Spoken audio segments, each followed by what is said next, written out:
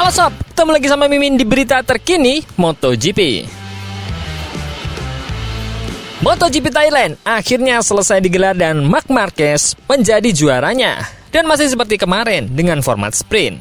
Pemenangnya masih sama, Ducati masih menguasai. Tapi Honda, Yamaha, Aprilia kini mampu melawan meski dengan kondisi yang tak sempurna. Seperti apa lengkapnya kita bahas. Jangan sampai ketinggalan update tentang MotoGP dari TNT. Dengan cara ketik hashtag MotoGP di kolom pencarian agar kamu bisa mendapatkan pilihan berita menarik yang kamu cari. Ya, MotoGP baru saja selesai digelar dan sudah ketebak sih. Dengan rekor Marc Marquez yang masih merajai sirkuit Buriram ini, dengan mesin kencangnya, maka menjadi nomor 1 bukanlah hal yang sulit untuk diulang. Pemenang 1, 2, 3 masih seperti pada sprint kemarin. Meski dalam balapan kali ini, Marc Marquez memberikan pertunjukan yang menarik. Di mana sepertinya dia membuat tekanan rendah pada bannya dan sengaja untuk mundur satu posisi hingga 3 lap tersisa. Dan kemudian, setelahnya, Marc pergi meninggalkan Alex Marquez saat dirasa waktunya sudah tepat. Dan ditutup, Marc Marquez keluar sebagai juara. Nomor 2 dan 3 ada Alex Marquez dan juga Pecco Bagnaia. Nomor 4 ada Franco Morbidelli. Terlihat sekali bahwa Ducati masih merajai. Tapi kejutan nih, Ai Ogura dapat mempertahankan posisinya untuk menempel Ducati padahal dia statusnya adalah rookie. Bukan seperti Acosta yang langsung podium, tapi hasil ini bisa dibilang standar yang bagus untuk persaingan Aprilia dan juga Ducati. Jika Aprilia bisa memberikan senjata seperti ini, bukan tak mungkin seperti kemenangan di Amerika tahun kemarin bisa terulang kembali. Karena ini bisa dibilang valid, dengan Marco Bezzecchi mampu merangsek ke depan hingga urutan ke-6. Di mana prediksinya, Martin yang notabene skillnya di atas mereka dengan Aprilia yang memiliki kemampuan seperti ini, maka pertarungan Aprilia Ducati nampak akan seru. Nomor 7, kejutan lainnya dari pahlawan Honda, Johann Zarco. Setelah Joan Mir menempatkan dirinya di depan, di pertarungan 10 besar, perdananya di balapan, akhirnya crash dan harus menyelesaikan balapan lebih awal. Brad Binder, KTM terbaik, namun masih di bawah Honda. Enea Bastian ini, kejutan lagi nih. Enea bisa maju ke depan jauh setelah sempat terseok-seok di awal, dan start dari belakang. Semoga, ini karena Enea sudah menemukan caranya untuk bertarung menggunakan KTM. Tak terlalu sedih lagi pastinya. Fabio Di Gia menutup nomor 10 dengan GP24 Ducati. Dari 6 Ducati, 5 Ducati sudah ada di 10 besar. So, sepertinya masih Ducati Cup nampaknya. Dan Jack Miller ada di nomor 11. Setelah kuat mempertahankan posisinya di nomor 6 di tengah gempuran pabrikan Eropa, akhirnya menyerah di sesi-sesi akhir. Mungkin karena bannya sudah mulai tak mampu dipertahankan lagi. Tapi, Jack Miller adalah kejutan terbaik hari ini di mana performanya dia jauh lebih baik daripada saat di KTM. Jika saja ada sirkuit yang potensial untuk Yamaha, mungkin bisa lebih baik lagi. Nomor 12 ada dari Luca Marini. Poin lagi bagi Honda. Tak seperti tahun kemarin yang poin saja sulit.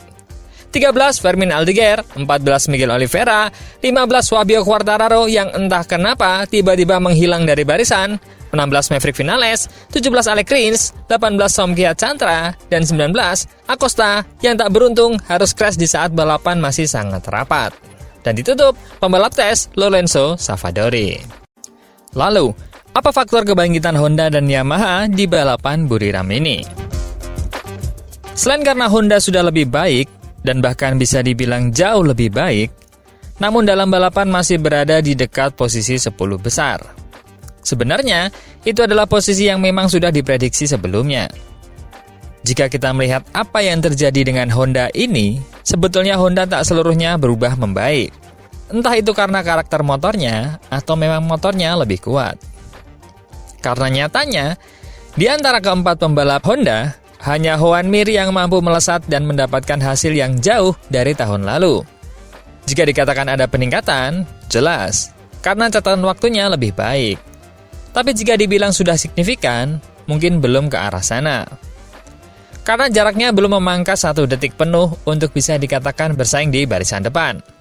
Bahkan, hasil dari Johann Zarco bisa dibilang mirip. Zarco masih di angka 1:29 detik sama dengan tahun kemarin. Joan Mir dari 1:30 menjadi 1 menit 29 detik. Tentu itu sangat berbeda. Tapi lagi-lagi, itu hanya terjadi di Joan Mir. Luka Marini meningkat, namun juga hanya sedikit. Jadi bisa dibilang, overall, memang Honda ada peningkatan, namun belum bersaing di papan atas. Jika kita melihat ciri khas balapan sprint, yang biasanya jaraknya sangat rapat, dalam sprint kemarin, jarak antar pembalap bisa dibilang agak longgar. Hanya 5 teratas yang masih bisa melihat satu sama lain di dalam sektor yang sama. Nomor 6, ke belakang, jaraknya lumayan jauh dari posisi terdepan. Jadi bisa dibilang, kekuatan Ducati masih jauh daripada motor-motor Jepang, atau bahkan KTM sekalipun. Namun di samping itu, faktor cuaca juga turut memberikan hambatan bagi balapan kemarin, tak terkecuali Honda. Dari sudut pandang Joan Mir, panas adalah masalah Honda RC213V. Saat itu saya satu grup dengan Fabio dan Binder. Tetapi, cuaca panas tidak membuat sepeda kami menjadi fantastis. Saya tidak dapat mengerem mendadak atau menikung pada kecepatan tinggi. Kita harus menganalisis ini. Bannya tidak bekerja dengan baik. Kami perlu memahami bagaimana kami bisa sedikit mendinginkan suhu di dalam sepeda. Itu akan menjadi rahasianya. Satu hal yang pasti, kami menderita dalam kondisi seperti ini. Joan Mir melanjutkan, stint yang saya kendarai di sini, dalam pengujian itu, 1 detik lebih cepat perputaran. Hanya suhunya saja yang berubah. Sepedanya pun sama persis.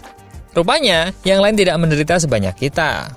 Namun, bisa masuk ke 10 besar di hari yang buruk, kami sangat senang akan hal itu.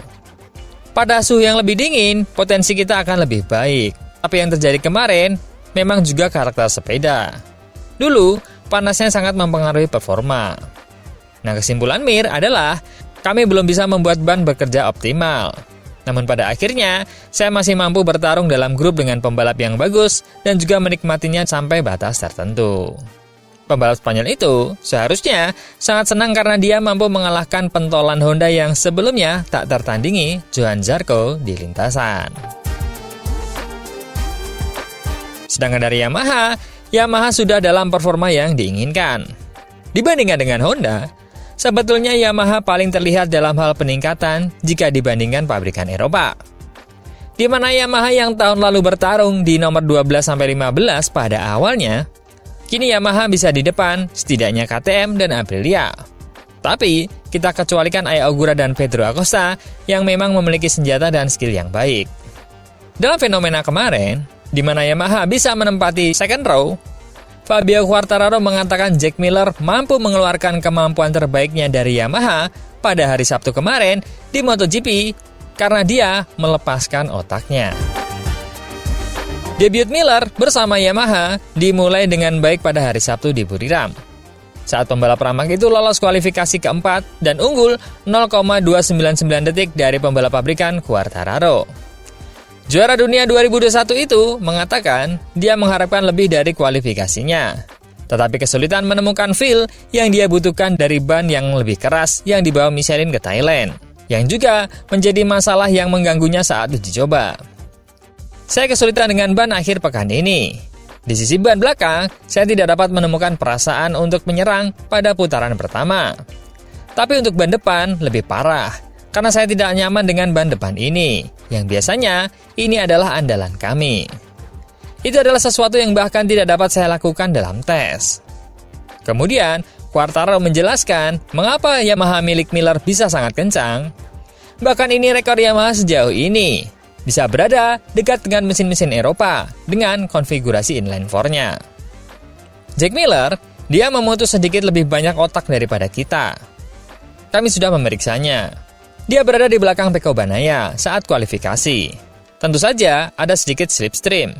Tapi saya pikir di tikungan 4, otaknya benar-benar mati. Karena sebagian besar waktu putaran terbaiknya ada di sana. Dia sangat-sangat cepat. Itu adalah sesuatu yang saya sangat sukai. Memiliki seorang seperti Jack Miller yang memacu motornya hingga batas maksimal, bahkan melebihi batas aman. Quartararo mengatakan posisinya tidak mengejutkan, tetapi mengakui dia tidak menyangka akan merasa seburuk itu di atas motor saat sprint kemarin. Pembalap Yamaha itu mengatakan hal ini terjadi karena tekanan ban depannya terlalu tinggi, yang membuatnya menderita di tahap akhir balapan.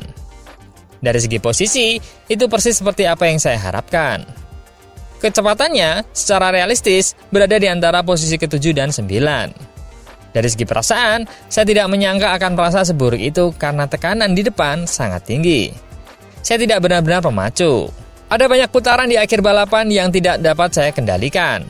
Maksud saya, dari pertengahan balapan hingga akhir balapan, saya menderita.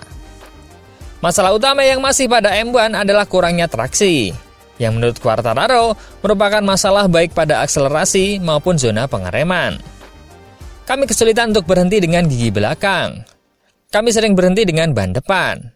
Ini adalah sesuatu yang harus kami tingkatkan, tetapi masih sedikit kesulitan. Dan juga, hilangnya traksi juga tidak ada saat kita memulai memutar gas. Jadi itu sangat buruk. Jika kita berbicara soal Ducati sebagai mesin pemenang, ada hal yang menarik di sisi pedok Ducati yang terjadi setelah sprint race kemarin. Awalnya, memang sedikit awkward melihat biasanya Pecco menjadi highlight di Ducati. Kini, memiliki teman yang bisa dibilang memiliki exposure yang sama di kandang Ducati sendiri. Marc Marquez mengawali musim 2025 dengan gemilang pada hari Sabtu di Buriram. Menang meyakinkan di sprint Grand Prix Thailand dalam debutnya bersama Ducati resmi Lenovo. Dia tak tersentuh. Pembalap Spanyol itu mendikte balapannya. Bos Ducati Corse Gigi D'Aligna tidak merahasiakan kegembiraannya saat memberikan peringatan halus kepada para pembalapnya. Marc Marquez menampilkan performa gemilang di Thailand, menandai debutnya Ducati dengan kemenangan telak. Juara Spanyol itu memaksa supremasinya, membuat para pesaingnya tak berdaya, termasuk rekan setimnya, Pecco Bagnaia. Gigi D'Aligna, manajer umum Ducati Corse, memuji penampilan ini sambil menyebut Bagnaia dalam pujiannya. Marc Marquez menunjukkan dalam sprint pertamanya dengan Ducati, mengapa dia dianggap sebagai salah satu pembalap terhebat dalam sejarah MotoGP. Membayangkan dimulainya kejuaraan selalu sulit, karena kami tiba di sini dengan begitu banyak ketegangan. Kami menempatkan 3 motor di podium, tapi saya harus mengucapkan selamat kepada Aya Ogura yang membalap dengan gila hari ini. Pecco sangat cerdas seperti biasa, meskipun dia mungkin saja bisa mengincar posisi kedua. Namun, balapan selalu istimewa, dan menyalip dalam kondisi seperti ini sangatlah sulit. D'Aligna mengakui penampilan Marc Marquez yang mengesankan, sembari menekankan bahwa sirkuit Buriram bukanlah yang paling kuat untuk Marc Marquez. Apakah saya berpikir Marc Marquez membuat perbedaan di Thailand? Saya merasa itu tidak. Mereka sangat dekat. Ini bukan lintasan di mana Marc Marquez membuat perbedaan besar. Saya mengharapkan perbedaan yang lebih besar di lintasan lain. Di sini, Pecco dapat bermain secara setara, atau bahkan lebih baik. Meskipun D'Aligna memuji Bagnaia atas larinya yang cerdas, dia juga mengeluarkan peringatan tersirat soal Pecco yang tidak memilih ban dengan tepat. Gigi menyiratkan bahwa Bagnaia harus mengambil lebih banyak risiko untuk bersaing dengan Marc Marquez, yang tampaknya sudah nyaman dengan GP25. Ducati GP25 dilengkapi dengan banyak solusi teknis dari motor yang mendominasi pada tahun 2024. Motor itu telah menunjukkan bahwa dia tetap menjadi tolok ukur di MotoGP. Alex Marquez dengan versi GP24 murni, dia juga bersinar, yang membuktikan bahwa mesin tersebut kompetitif bahkan di tangan pengendara yang kurang berpengalaman. Akan tetapi, Marc Marquez telah menunjukkan bahwa dia mampu mengeluarkan kemampuan terbaiknya dari motor ini. Dengan kecepatan yang saat ini sulit ditandingi oleh Pecco Bagnaia.